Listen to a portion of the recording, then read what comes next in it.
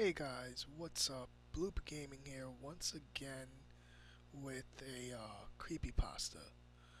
Now, instead of showing you gameplay and basically showing you like unrelated gameplay with the creepypasta, I'm just gonna read the creepypasta from my laptop. So, this creepypasta is the creepypasta of the month on Creepypasta Wicca.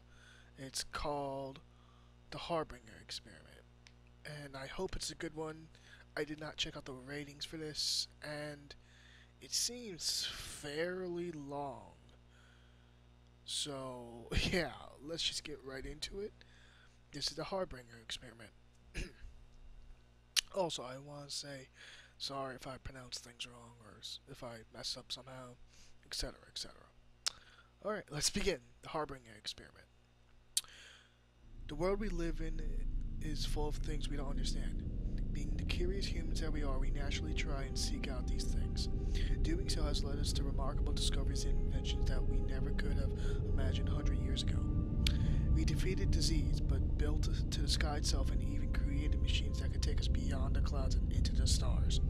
If our ancestors could see us and what we have created, I'm sure many of them would see us as gods. Our innate curiosity and lust for knowledge has not always led us to greatness, however. True evil and darkness have also been uncovered in humanity's quest of knowledge, and in the end, I fear this evil will be our doom. I do not say this from the standpoint of a great philosopher who has sat and simply pondered things either. No, I say this because I have seen it, experienced it, and I was a part of it. The event I'm about to relay to you is entirely true in its entirety. This I swear. I feel certain that this will fall on deaf ears and many of you will believe this to be just another spooky story meant to give you cheap thrills, but I promise you that this is neither my intent nor purpose. The purpose of the story is to simply warn you of what lurks beyond the veil of what we can see and understand, to show you what awaits us in the darkness, even I myself don't understand it. What I am about to tell you, what I am about to tell you has happened, and I feel certain it will happen again. In 1971, a not-so-well-known scientist began preparations for an extremely secretive project simply known as the Harbringer Experiment. I would like to identify one of the scientists a secret for personal reasons. The identity of the scientist for secret and personal. Keep the identity of the scientist for personal reasons. So throughout this recounting, I will refer him to as Zimmerman. Zimmerman's background is unclear at best beyond 1971. All that is known before him that time is that he had grown up somewhere in Maryland with a strange fascination of the occult and supernatural. This later made him an outcast among his fellow scientists due to how they scoffed upon the metaphysical was and still is at the time. Zimmerman's opinions concerning the otherworldly were not the sole cause of being an outcast. It was through his methods that made him widely unaccepted among his peers. Zimmerman was well known during his time for being ruthless and cold beyond measure. He never cared about the means. All that mattered to him was the results. And if he predicted the results would be valuable enough, anything would be worth obtaining them. It was insatiable, brutal lust for the truth that made him feared among those who knew of him. And a few that knew of him and did not fear him believed in him and followed his work and him closely. The word Harbringer itself has such a mysterious and intimidating taste to it. Maybe it's the way it rolls from our tongues, or maybe it's simply due to its association with the project, but the word always seems to carry a certain amount of doom with it, which would make sense. The word itself means to warn or forebode. I can't imagine Zimmerman's reason for giving the experiment this title, but in retrospect it fits perfectly.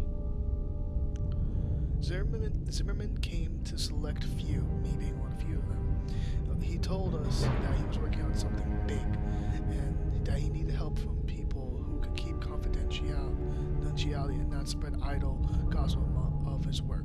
While he did not fully trust some of us, he did know that we were professionals and that for some reason or another we were all in dire need of employment. I worked at a local clinic as a doctor, but I was caught stealing medication and was promptly fired. This left a very dark mark on my resume, so work was hard to find. I was also a native to Alaska and lived near the experiment would take place. So I guess you could say I was a convenient choice. As you can imagine, I jumped at the opportunity. It was not hard when I saw the payout. 15 of us were hired in total. Some were colleagues of his that had been working with him for a while, some were maintenance workers, and a few were hired as private security.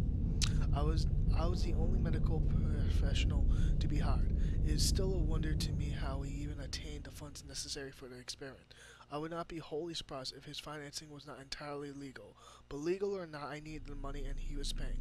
Looking back, it's a decision I have come to regret. After Zimmerman obtained his money, he used it to buy a relatively large plot of land deep in the frozen wilderness of Alaska. And upon that piece of land, Zimmerman built a concrete structure, not dissimilar to a bunker in fact. The sole difference being that its goal was to keep any potential damage contained within the structure rather than keeping it out, as he put it. Most of the structure dug underneath the earth, which had the effect of making the underground complex seem so much smaller than it really was from the outside, as would it be expected. There was only one way of entering and leaving the underground structure, and it was via a ladder that led from a small, unassuming concrete building on the surface, which I will refer to from now on as the entrance building for convenience, to the network below. After everyone had gone to bed at night, the hatches that contained the ladder would be sealed off with a very large and thick metal lid. Zimmerman was very strict about this. Located not too far away from the entrance building was a series of wooden cabins that would serve as sleeping quarters for the staff Zimmerman had hired. Compared to the entrance building standing on the surface, the underground system was massive. At the center of the complex was the control room. This is where all the facilities, electronics, and such were linked to. This included security cameras, lights, door controls, consoles, monitors, and computers lining the walls of this large central chamber. This is also where the ladder in the entrance building connected to the underground complex. Connected to the control room were 3 doors. One led to a smaller room that served as the infirmary. Another door led to a break room, and the last door led into the hallways. The hallways are where the complex began to feel extremely eerie. They were, for some reason, laid out in an extremely confusing scheme that led in circles to complete dead ends. These hallways made up the vast majority of the complex and would be very easy to get lost in the maze if you're unfamiliar with the complex. But if you knew what you were doing, you would find yourself standing before one of the three 8-by-8-foot rooms before long. Each room had a camera hooked up to one of the corners of the room, and all 3 of these cameras were connected to a corresponding monitor in the control room. Cameras were also scattered throughout the hallway so that whoever was watching their corresponding monitor could see what they wanted to see when they wanted to. Thick metal doors stood at the entrance to each of the 3 8-by-8-foot rooms. In order to open them, you would have to enter a 4-digit code into a panel located near the door. I remember when I first arrived at the complex how badly the hallways frightened me. I have always been claustrophobic, you see, and those hallways were so very narrow. The noise, more accurately, the lack of noise, was also a tremendous source of fear for me in those bleak, narrow hallways. I was always so unnaturally silent, as if the whole world had stopped moving. It made you feel like you were trapped down there. Thankfully, though, I only rarely ventured into those hallways, for I was the only medical professional in the facility, and I had virtually no reason to go into them.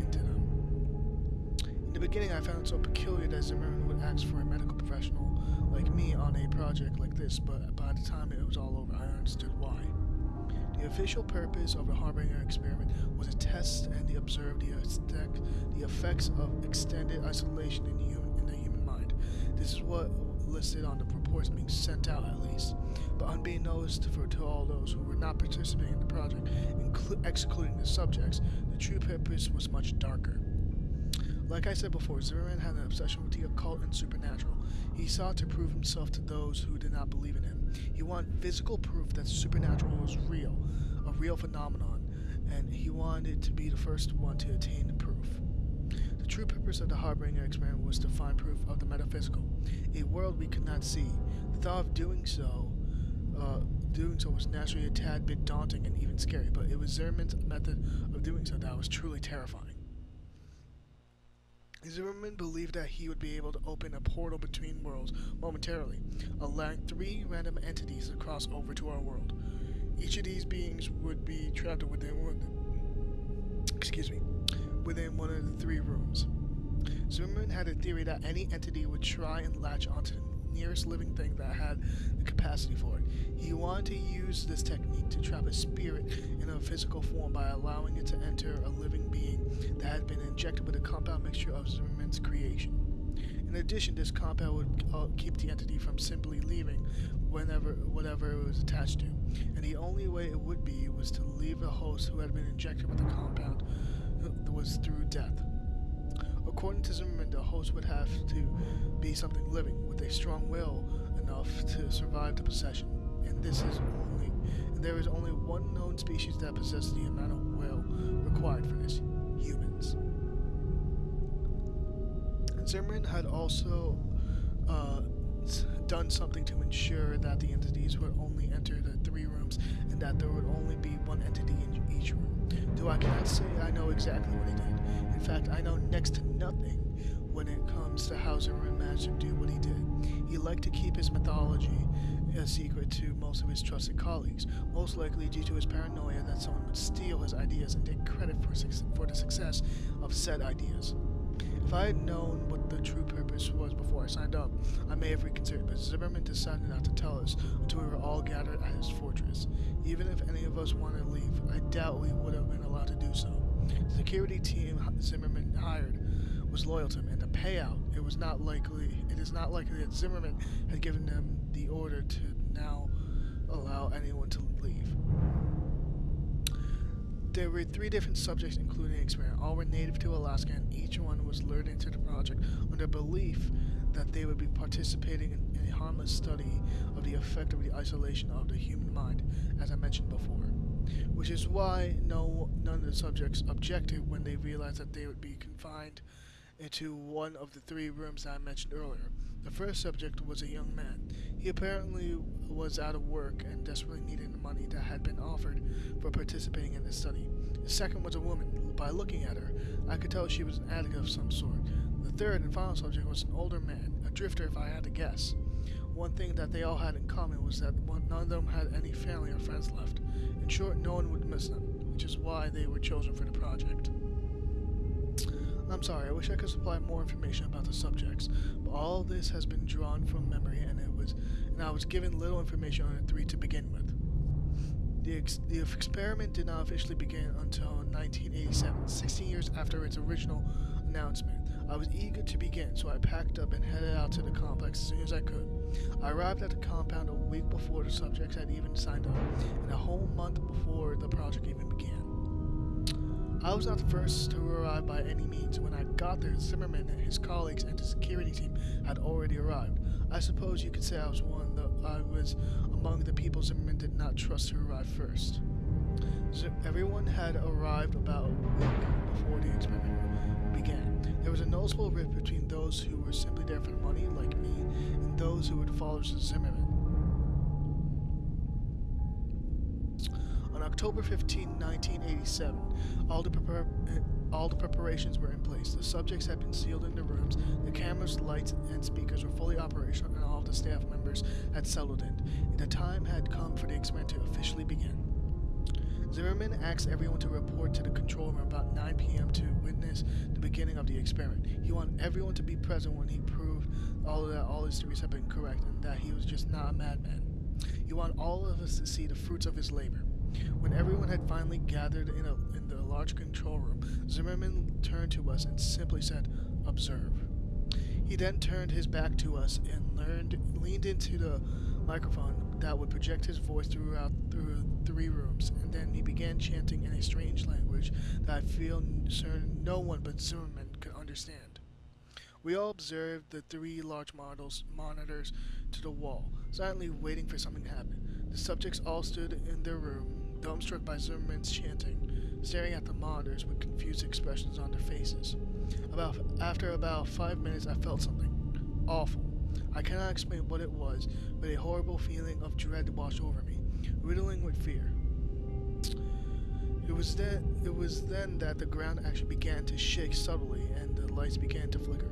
Zimmerman continued to shout, chanting in the microphone as if nothing was off or wrong, while the subjects began dashing around the room, screaming for help. Then suddenly the ground stopped shaking, and the monitor's image turned into static. The air became very heavy as we stared at the monitors, waiting for them to regain their image and show us what was happening or what had happened in those three rooms. For a while, all was silent, but then there were screaming. Screams of a woman going through unbearable pain and terror began to echo through the compound. The similar screams of men began to coincide with the woman's terrified screams, and together they mixed into an awful symphony of pain and fear. They beat mercilessly into our ears.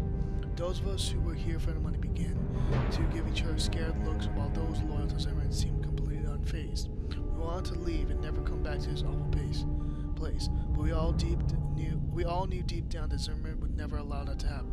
We were here for that long haul. There was no escape.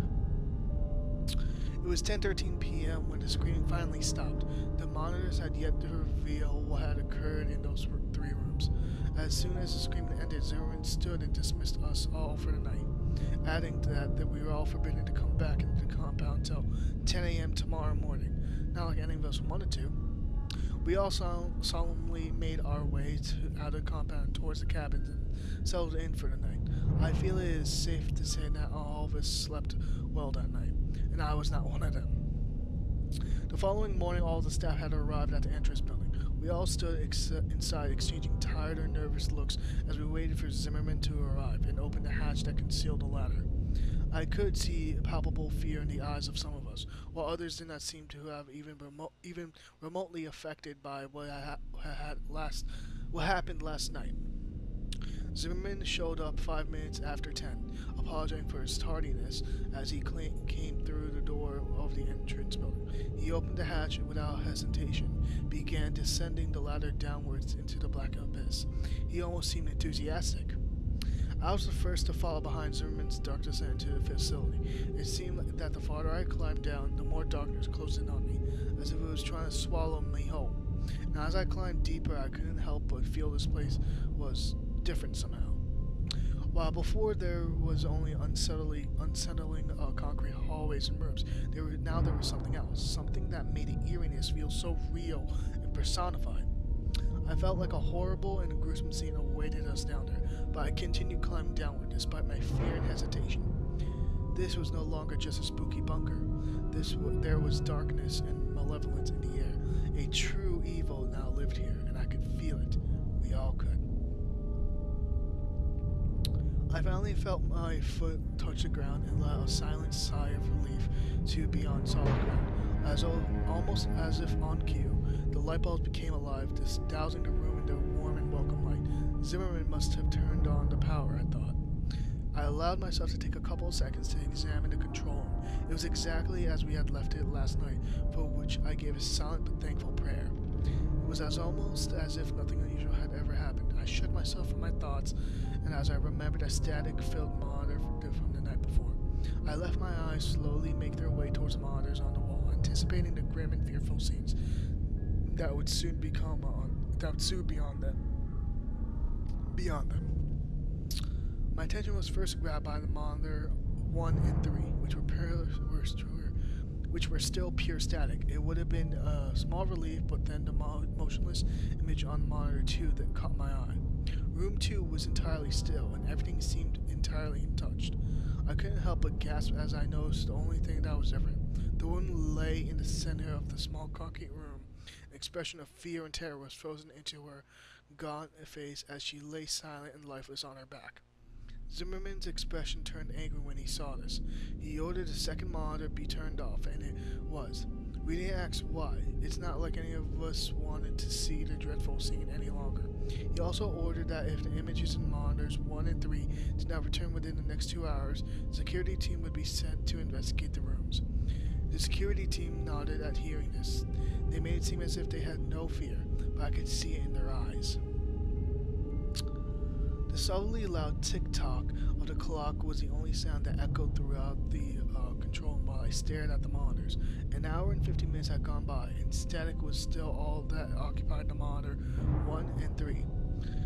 All the other staff members were working except me. This was due to the fact that the project had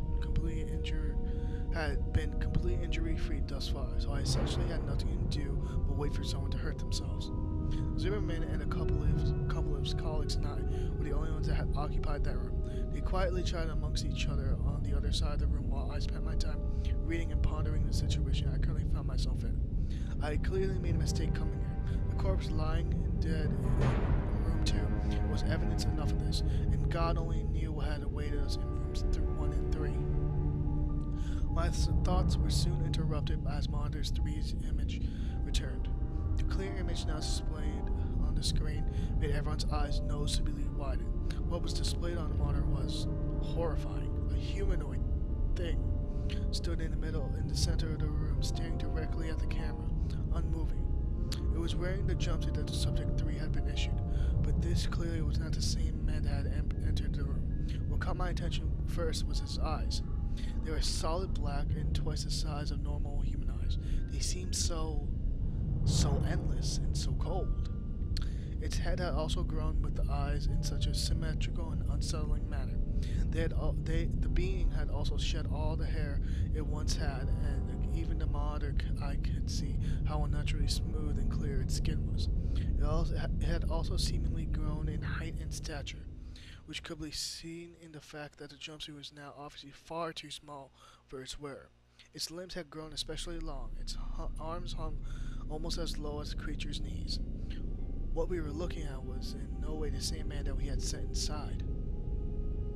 Fear. Fear was all I felt as I continued to stare into the monitor at the thing in the room, and my fear seemed to be shared by those around me, which made me feel kinda good. It may sound awful, but it was a bit satisfying to see that Zimmerman and his colleagues could feel fear too, and at the same time it was worrying because they showed that this was not part of Zimmerman's plan. Something had gone wrong. We all stared into the monitor and at the thing despite our fear. It was almost as if we were in a trance. My already present fear began to grow and spread rapidly throughout my body as I became lost in the creature's eyes, trapped in his terrifying hypnotic gaze. After what felt like forever, I managed to break eye contact with the creature and divert my attention from the monitor. And when I did so, I felt my fear levels drop considerably. After a short while, Zimmerman ordered his security team to make their way to Subject 1's door just as he said he would do. The security team left without question, armed with only batons and pistols. I focused my attention on watching the men progress through the hallways towards Subject 1's room via the cameras. Even though not so high-quality cameras, it wasn't hard to tell that these men were afraid of what awaited them. Their heads were downcast as they walked. They did not possess the same confidence within them when they did when the project began. They looked like scared boys being sent off to a terrible war. Eventually, they made their way to the door. We had perfect vision of them in the door via the hallway camera. One of them said something through one of their walkie-talkies and made a motion towards the camera. In response, one of Zimmerman's colleagues busted the door open. The men had already had their pistols out by the time the button was pushed. Slowly, the door began to open. We all watched eagerly as the men began to approach the door, the guns aimed inside. Suddenly, and without warning, there was a loud shriek, and as something bounded out of the room at the men, the monitor turned into static. Immediately, we could hear screaming echoing down the hallways, followed shortly after by the distinct sound of gunshots. We could do nothing but wait, and after a couple of minutes, the screaming gunshots stopped. We all waited and prayed, hoping that whatever bounded at them from the room would not be the one to return to the control room. After a couple more minutes, the three of the men came back, carrying with them the corpse of the fourth. He had massive cuts covering his chest, his face was shredded. You couldn't even tell who he was anymore, or even that he was human. I was used to gore, being a doctor and all, so I felt somewhat unfazed by the mass of shredded flesh and bloodied meat that they carried with them. But many of the others went pale and vomited. The security team were all were emotionless expressions and eyes filled with terror. One of the men finally looked up at us. He stared at us for a while with those wide eyes of his. "It's dead." He finally managed to mutter in a shaken and scared voice. A couple hours went by. The dead man's name was Frank. He was buried outside in the cold Alaskan ground. Two of the men were unarmed, physically at best, at least. The third was still alive, but only barely. His body was covered in blood, blade slashes, and one of his eyes had been gouged out. I managed to stabilize him, but only just. The other two men had vaguely explained what happened. Apparently, Subject 1 leaped out at Frank after the door had opened. Only it wasn't really Subject 1 anymore. According to them, it had hideously contorted its face and long, sharp claws. They claimed to have shot it over a dozen times before it felt dead. Then they emptied another dozen bullets into it just to be sure it was really dead. Only once it was dead did they come back. After tending to the wounded man, I went to investigate the monitor, as afraid I was seeing what those monitors may have held. I needed to see. Subject 3 was the only one left now, and I needed to see it and make sure that the creature was still in his room. It seemed to be more like a jail cell than an ordinary room at this point, which was probably a good thing. The cameras displaying Subject 1's room and the hallway outside it still displayed a static fill screen. No one was sent to repair them or investigate. We just had to hope that Subject 1 was well and truly dead. Monitor 3's image was exactly the same as I had left it. Subject 3 was still staring directly into the camera at us. He was still in the same exact position, and if it were not for a small fan in the corner of the room, I would think that I was still looking at a still image. In a way, I felt relief at seeing this. Relief that he was still in his room and he had not escaped while no one was looking.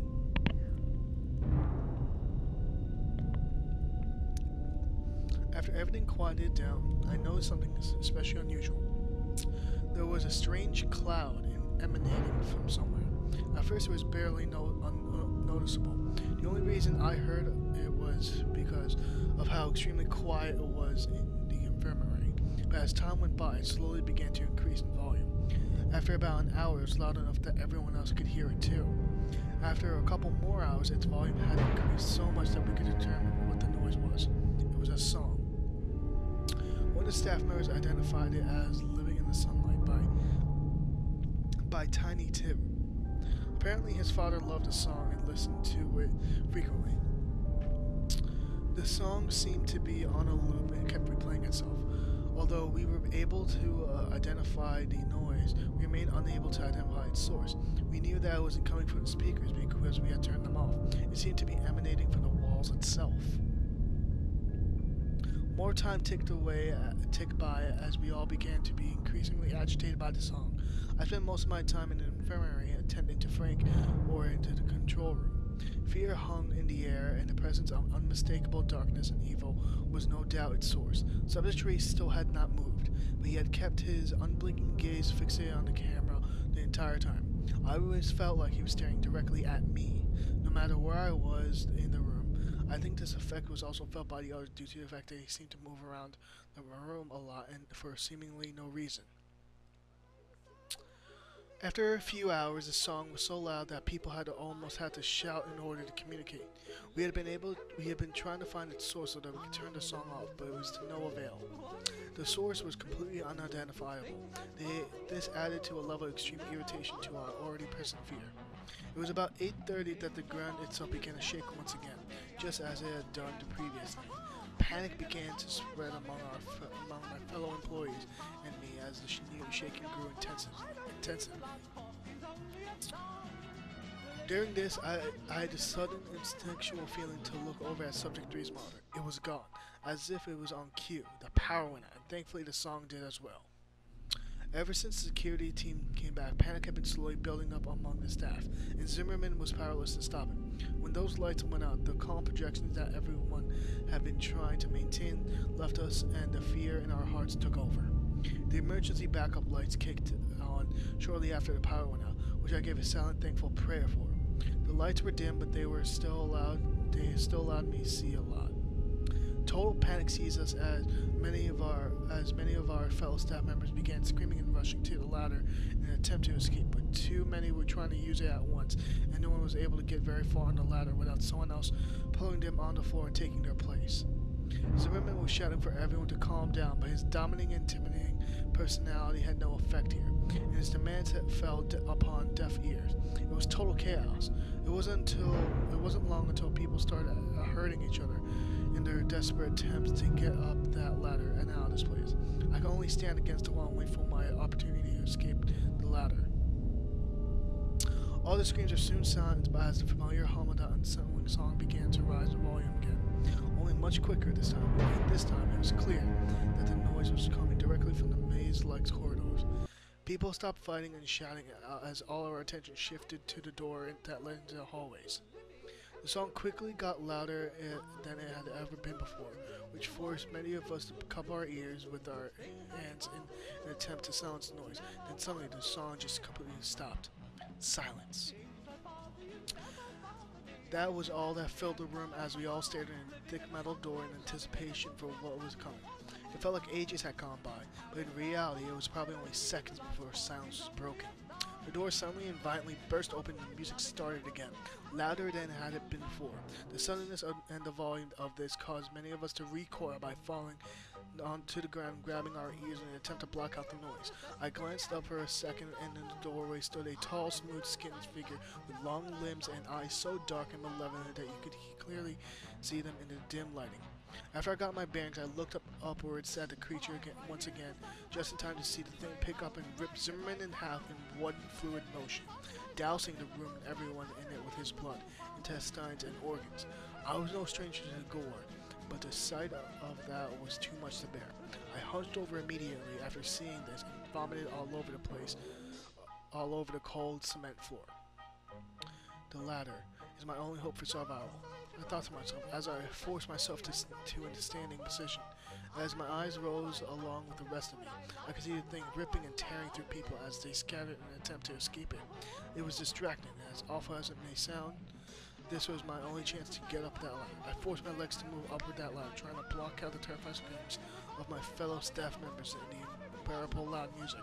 I could hear gunshots coinciding with screams and the terrible sounds of flesh being ripped apart somewhere in the mess of noise. I reached my hands outward and felt a wave of relief wash over me as my fingers came into contact with the hard metal rungs of the ladder. I gripped them and I began to climb upwards as quickly as I could in my disoriented state, all the while praying that the monster would not see me and pull me off the ladder back into the slaughter.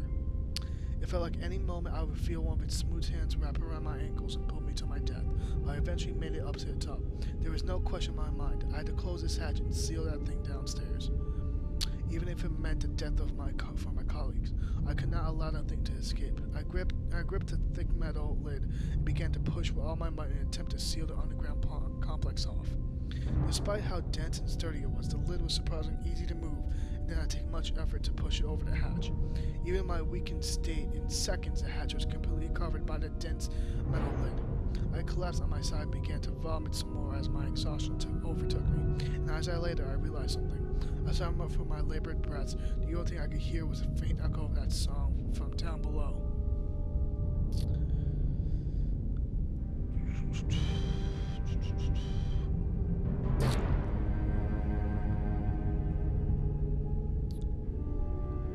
I felt as though I would lose more of my sanity if I continued to later and listen to that song, so I once again forced myself to move my feet and began to make my way to the wooden lodge I had stayed at the previous night. It was where I had left my baggage and also where I left the keys to my truck. Of the 15 staff members that took part in that forsaken experiment, I am the only one who survived. I have never returned to the awful place where all this had happened, and I don't intend to. The project was very secretive, and the Zimmerman was the only one who knew all the details of it. And as far as I know, no one is aware of my involvement aside from me. In fact, I am probably the only one who knows that what Harbringer experiment truly was, let alone what actually happened. By now, you are probably wondering why I've told all of you about something none of you should be aware of.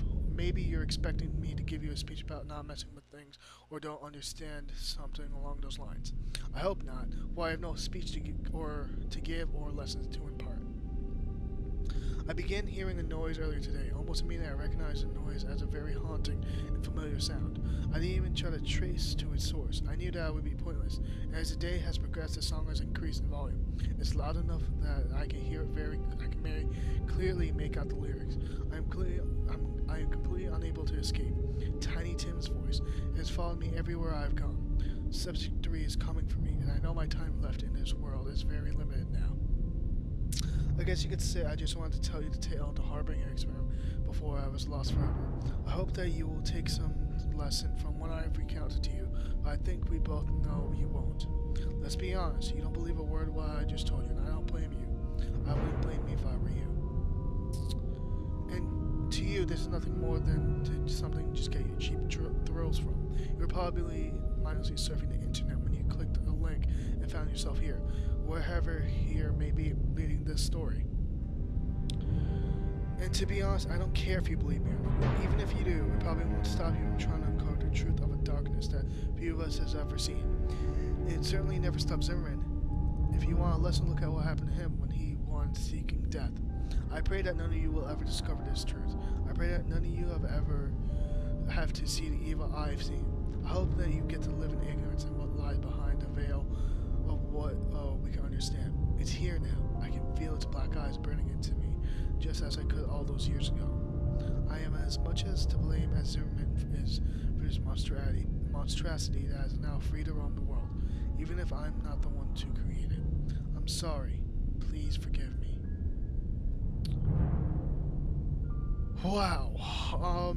First off, I actually want to say I am sorry that I kept on messing up. My mouth became drier basically, as I was basically reading it. So I had to take like a little water break for pauses. But aside from that,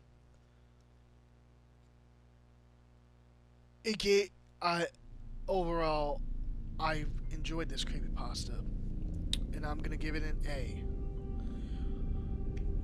A plus actually. Well, A, it doesn't matter, but the Harbringer experiment, it reminded me of a movie that I had actually watched on Netflix I'd say a couple months ago. I still watch it. I like watching reruns. It reminded me of a movie where basically it's like a found footage movie, and this is what I was picturing throughout the whole time I was reading this. I was literally the imagery in this thing about this monster, this experiment. I actually imagined what Zimmerman actually looked like, and I imagined this guy just going in there with no knowledge of what's really happening, seeing what's gonna happen with these subjects, the security team, the subject 3 just looking at the camera. I imagined it all, and it just gave me a little bit of goosebumps, you know. This is good. It set it up visually. It gave me really good imagery. Maybe that's because I could relate to it because I watched a movie similar to this.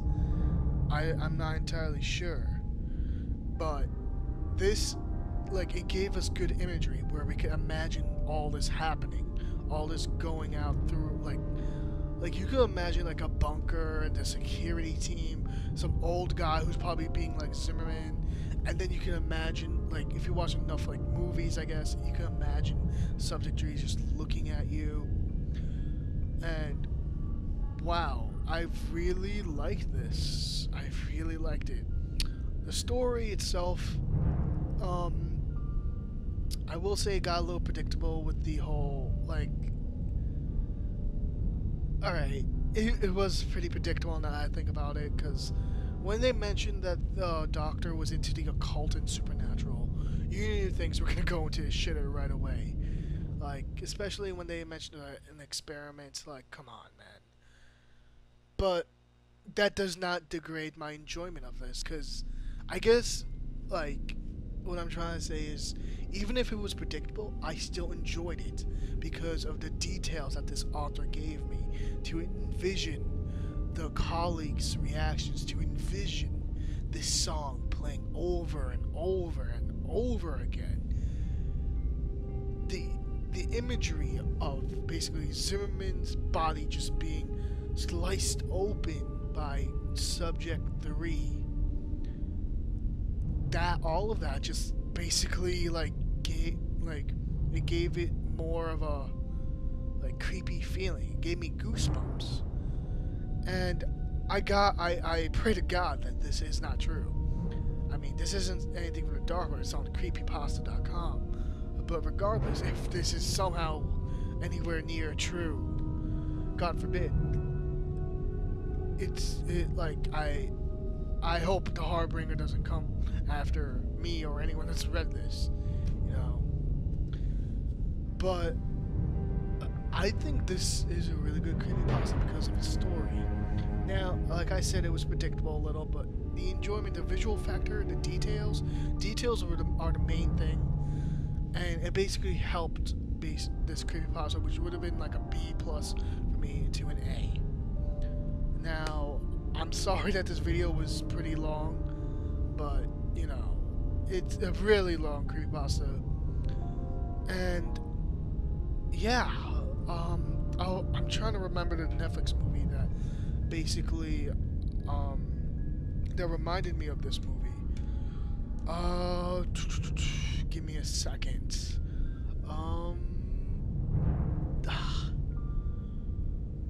Okay. From what I remember, it was basically about a couple of friends. They were doing a project for college. They went hiking into the ice mountains and got like people to help them out with. And basically, what happens is there's like an avalanche. They find the two of the main characters. They find like this metal door. It's like a bunker, and I remember the whole plot. I just don't remember the movie. I will probably put like an annotation of that movie. I thought it was a pretty good movie for a found footage movie. I'll probably link the movie or probably an annotation of the movie.